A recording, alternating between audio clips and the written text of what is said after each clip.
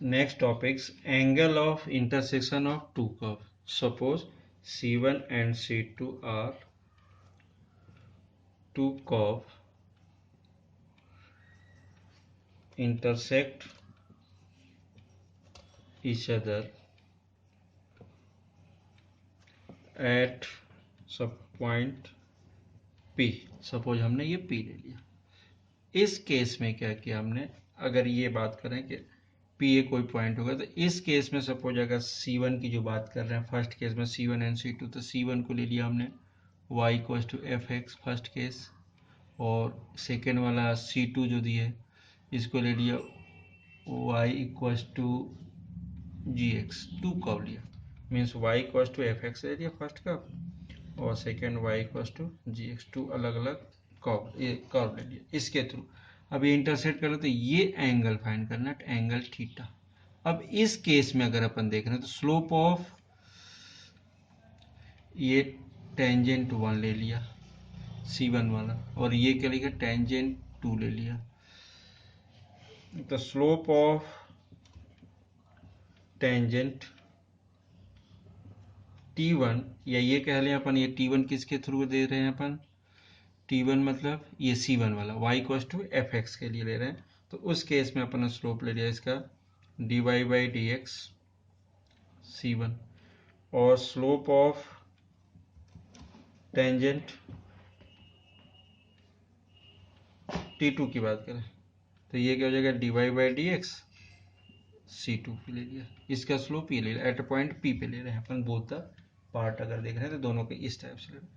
अब इस केस में इस ट्रायंगल में अगर देख रहे हैं तो it is external angle property, external angle, तो this one plus this one equal to this, ये तो पता है। सो हियर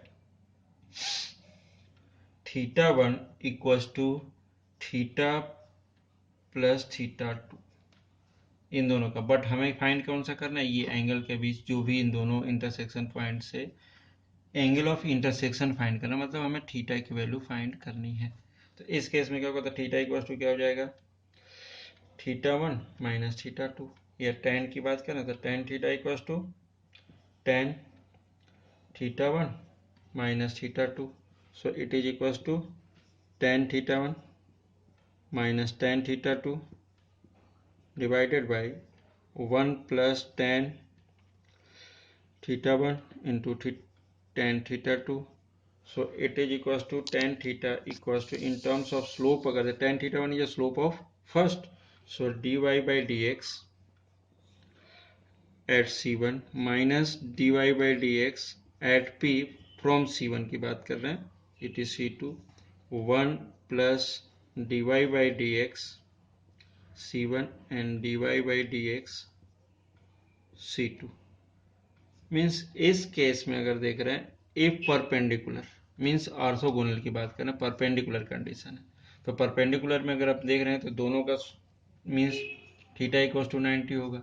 इस केस में क्या होता है, product of slope dy by D X C1 into dy by D X C2 equal to क्या होता है -1। परपेंडिकुलर मीन्स ये क्या हो जाएगा 1/0 इन्फिनिटी, तो इन्फिनिटी में तो ये इक्वल टू 0 हो जाता है, तो ये वाली वैल्यू -1 के इक्वल हो जाता है। If it is parallel means theta equal to 0 की हो जाए, ये फर्स्ट कंडीशन है पैरेलल के लिए, सॉरी परपेंडिकुलर के लिए। पैरेलल के लिए क्या हो जाएगा dy by D X C1 into dy by D X equal to dy by D X C2, means अगर ये पैरेलल होता है, ये दोनों लाइंस पैरेलल होती हैं तो इंटरसेक्शन पॉइंट, उस केस में स्लोप दोनों का क्या होता है इक्वल होता है, ये भी इसका स्लोप है, एक इसका स्लोप ये है, तो उस केस में ये पैरेलल का स्लोप। अगर टू लाइंस पैरेलल मतलब बीच के एंगल की बात करें, angle of intersection 0, then lines कैसी होगी, वो पैरेलल होंगी टेंजेंट, और उस केस में ये होगा अगर both are perpendicular to each other, means both tangent are perpendicular to each other, तो इस केस में क्या बोथ का स्लोप का जो प्रोडक्ट होगा वो किसके इक्वल हो जाएगा -1 के इक्वल, ये चीज याद रखना है इसमें। अब इसी को एक चीज और, परपेंडिकुलर पार्ट को एक चीज और नाम देते हैं ऑर्थोगोनल। ऑर्थोगोनल एक वर्ड यूज करते हैं, ये भी किसके लिए परपेंडिकुलर के लिए, ये याद रखना।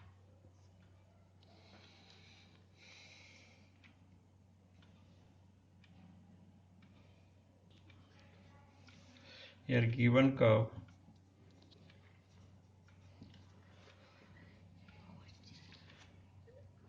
x equals to y square and xy equals to k, means two equations given था इसमें 1 and 2.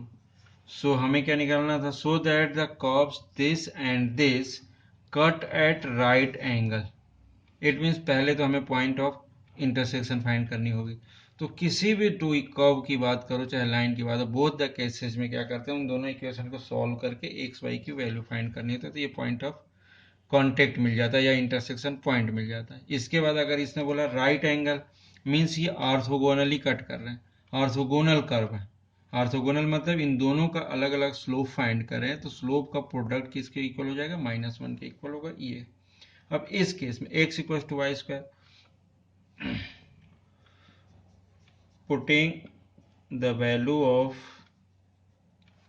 x in second, solve कर रहे हैं दूसरे को. तो इट मीन्स क्या हो जाएगा, x means Y square into Y equal to K, so Y cube equal to K, so Y equal to K power 1/3. First case हो गया ये y की वैल्यू. एंड x की अगर फर्स्ट इक्वेशन में अगर पुट करते हैं y की वैल्यू तो x equal to Y means के power 1/3 whole square. So x equal to क्या हो जाएगा, के power 2/3. Means point of intersection is x means k power 2/3 and k power 1/3. ये पॉइंट ऑफ इंटरसेक्शन मतलब ये मिल गया. अब इसी पॉइंट पे अपने को स्लोप फाइंड करना. तो फ्रॉम फर्स्ट स्लोप फाइंड करते हैं इसमें. So x equal to Y square, it means dy 1 equal to 2y dy by dx. So dy by dx equals to 1 upon 2y. So dy by dx at point दिया k power 2/3 and k power 1/3. So it is equals to 1 upon 2. Y means k power 1/3. First case, first slope is this. Then second slope from second equation xy equals to k. So differentiate both sides. Here product rule, first function differentiation of second plus second differentiation of first equals to 0. It is a constant. So x dy by dx equals to minus y. So dy by dx equals to minus y upon x. So dy by dx at this k power 2/3 and k power 1/3 equals to minus y means k power 1/3 and k power 2/3. This one. But equation first and second cut at right angle. Right angle. It means first perpendicular second है. इस case में क्या होगा, slope product of the slope first and second means dy by dx. This one is a second, this one is a first slope and this one is a second slope. So dy by dx first into dy by dx second equals to क्या होगा, -1. So first वाली की value 1 upon 2 k power 1/3 into minus times of k power 1/3 upon k power 2/3 equals to -1. So minus and minus cancel. So here 1/3 1/3 k power 1/3 भी cancel. तो 1 upon 2 k power 2/3 equals to 1. So transfer this side. So 2 k power 2/3 equals to 1. Taking cube both side,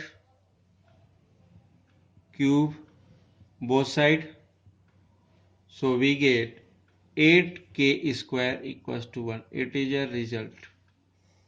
जब हम इसका cube लेते हैं तो क्या होगा, क्यूब की बात कर रहे हैं तो यहाँ पर क्यूब की तो 2k2/3 whole power 3 equals to 1। तो ये 3 से 3 कैंसिल हो जाता है, तो यहाँ पे क्या मिलेगा